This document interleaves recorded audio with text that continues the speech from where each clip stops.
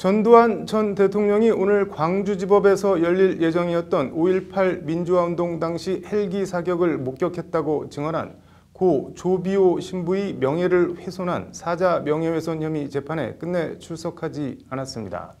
불출석 사유는 알츠하이머에 걸렸다입니다. 오늘 앵커 브리핑은 기억에 대해 얘기해 보겠습니다.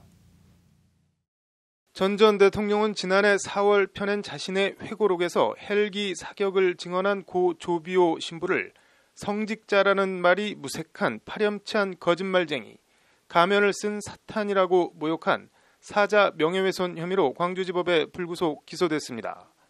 재판은 그러나 그동안 전 전 대통령이 공판 준비 등을 이유로 불출석하면서 몇 차례 공전했고 오늘로 예정됐던 첫 공판도 불출석하면서 재판은 파행됐습니다. 앞서 어제 오후 전 전 대통령 부인 이순자 씨는 A4 2장 분량 입장문을 내놨습니다.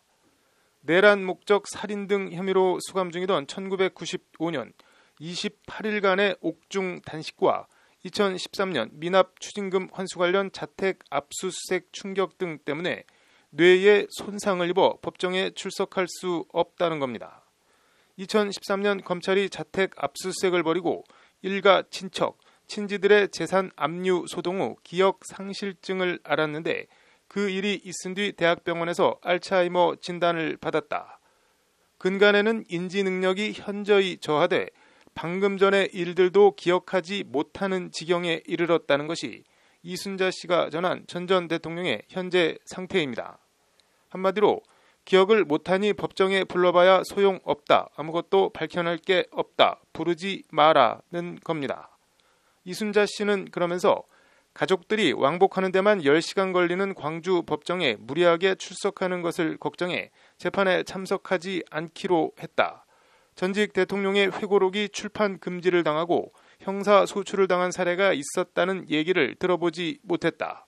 선례나 관행, 국민 법 상식에 어긋나는 불이익을 그대로 수용하기도 어렵다고도 했습니다. 한마디로 기소와 재판 자체도 인정할 수 없고 그런 광주 법정에 기억력이 성취하는 남편을 보낼 수 없다는 겁니다.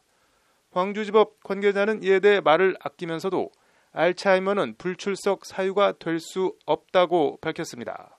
재판부 마음먹기 따라 강제 구인을 할 수 있다는 얘기입니다.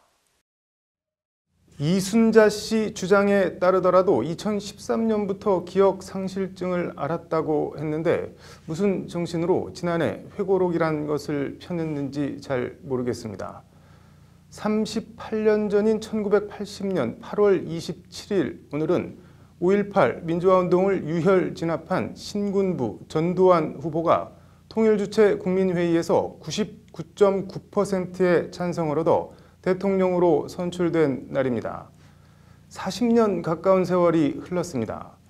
5.18 등에 대한 전두환의 기억은 피해자와 목격자들의 기억은 물론 나아가 역사적 사실과도 많이 다른 것 같습니다. 안타까운 일입니다.